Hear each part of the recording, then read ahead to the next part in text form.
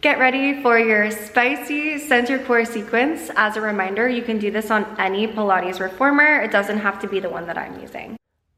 I'm going to get started at the back of my machine today in a forearm plank hold.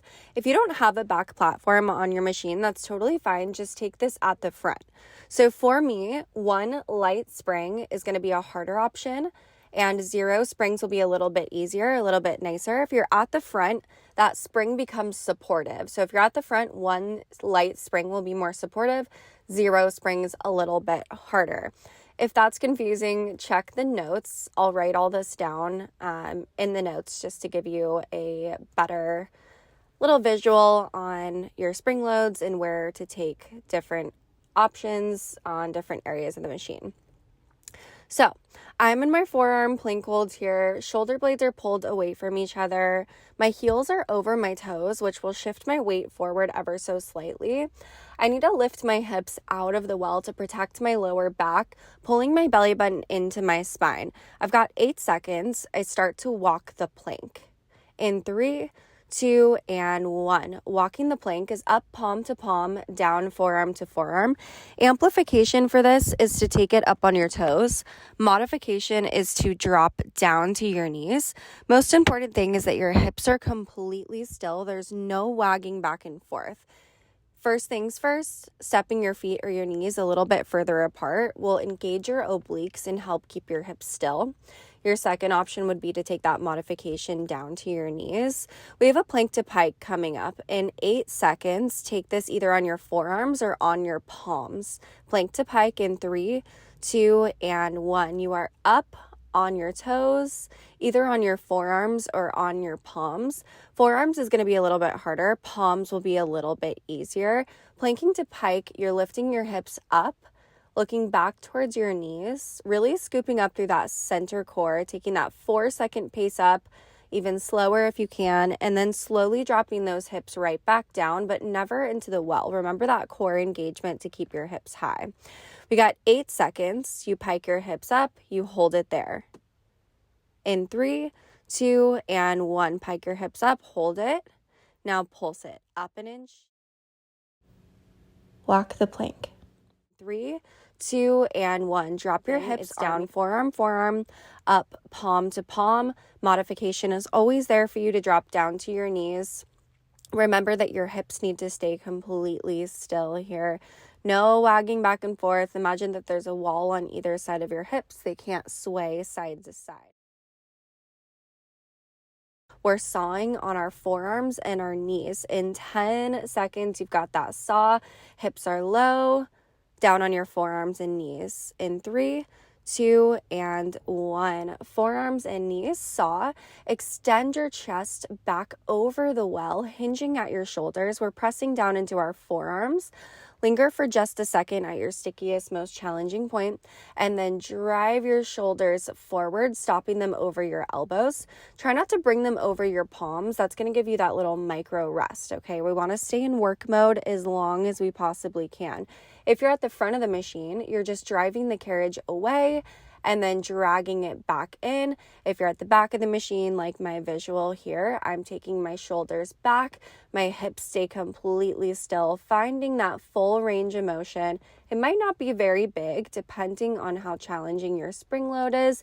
Might just be a small movement, but you're really gonna feel that tear, that rip through your upper core here. Feels like that center to upper core is about to rip in half. I know it's a crazy visual. In 8 seconds, you drive all the way back to your furthest point in your saw. In 3, 2, and 1, all the way back, furthest point in your saw, hold. Big deep breath, pull your belly button in, tilt your pelvis forward.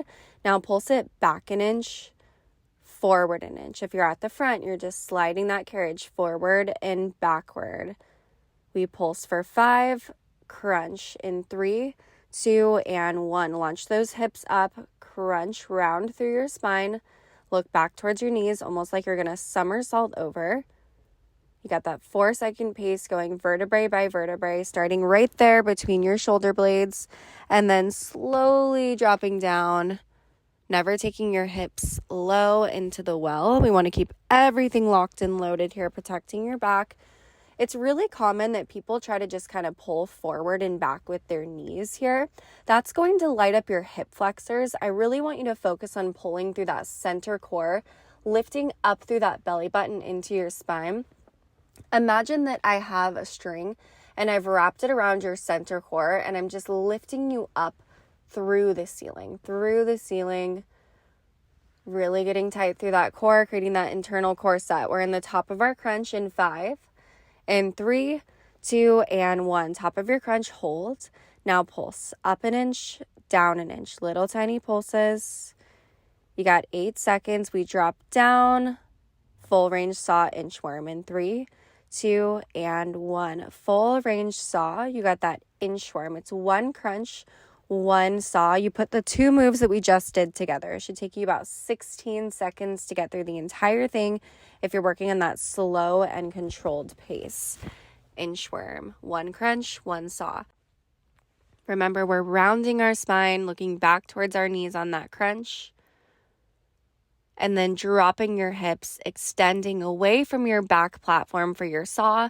If you're at the front, you're pressing your carriage away for your saw, really hinging at your shoulders. Your lower body is completely still in that saw. In 10 seconds, we're in the top of our crunch. In 5, lift up, 3, 2, and 1. Lift up, hold. Now slide your shoulders like a little micro floating saw. A micro floating saw right there in your crunch for 10. We go back, full range inchworm one more time.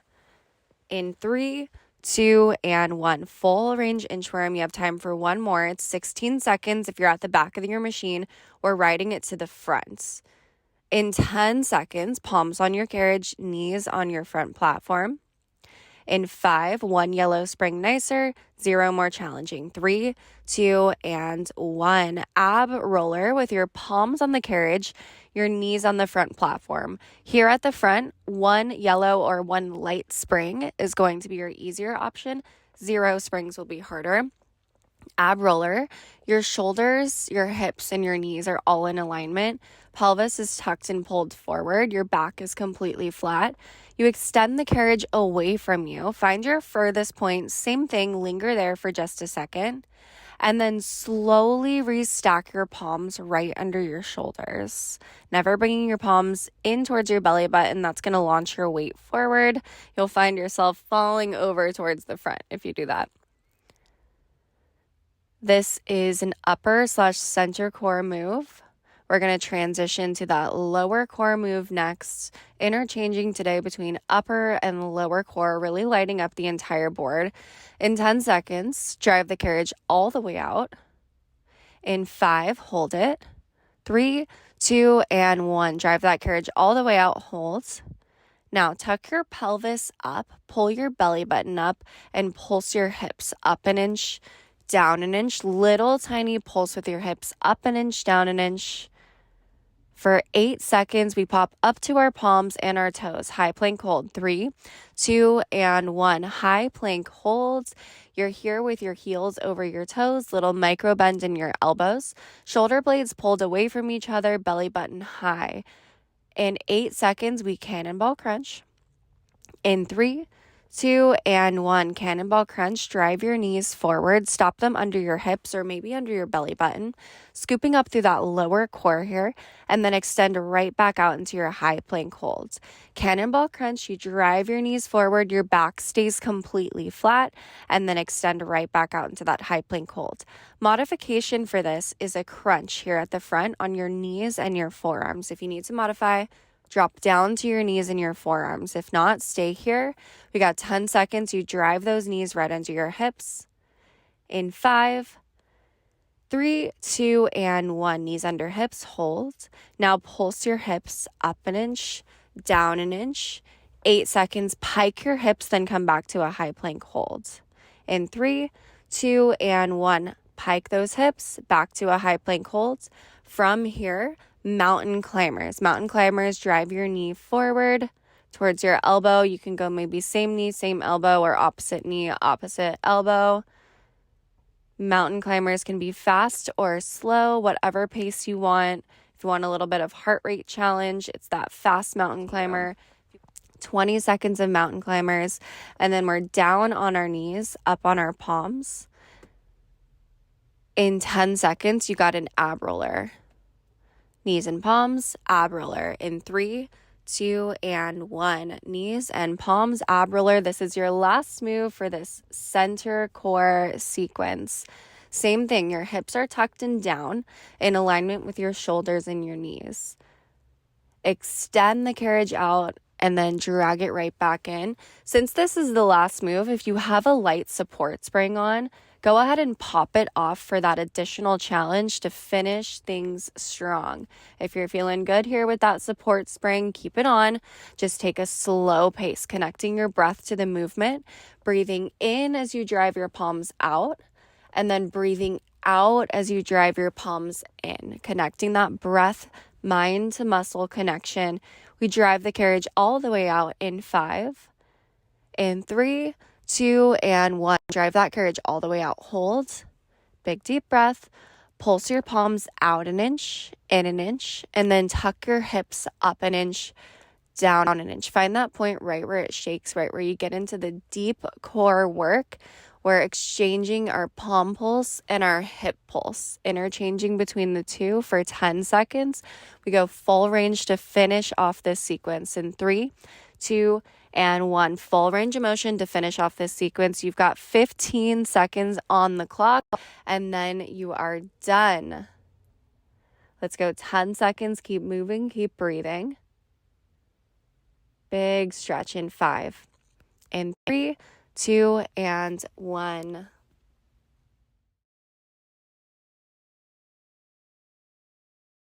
Great job as always. Remember, I have other classes on my channel if you want to hit lower body, maybe upper body, or another center core sequence. Head to my channel and pick another class.